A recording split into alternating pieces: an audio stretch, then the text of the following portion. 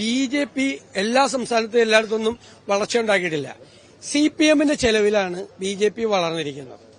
ഞാൻ നിങ്ങളോടൊരു കാര്യം എത്ര പ്രാവശ്യം ആവർത്തിച്ചു പറഞ്ഞു. ന്യൂനപക്ഷ പ്രീണനം മാറി ഭൂരിപക്ഷ പ്രീണനമായി. ഭൂരിപക്ഷ സമുദായങ്ങളുടെ വോട്ട് കൺസോളിഡേറ്റ് ചെയ്യാൻ വേണ്ടി 87-ൽ EMS ചെയ്തതുപോലെ പിണറായി വിജയൻ തന്ത്രങ്ങൾ മെനഞ്ഞു. അറിയാലോ, അതായത് ഭൂരിപക്ഷ ഇത് ചെയ്യാൻ വേണ്ടിയിട്ട് ഭൂരിപക്ഷ സമുദായങ്ങൾ ഇത് ചെയ്യാൻ വേണ്ടി അത് തീക്കൊള്ളി കൊണ്ട് തലചൊറിയലാണ്. അതിന്റെ ഗുണഭോക്താവാകാൻ പോകുന്നത് BJP ആണ് എന്ന് ഞങ്ങൾ മുന്നറിയിപ്പ് കൊടുത്തു. ഇപ്പൊ അത് യാഥാർത്ഥ്യമായി.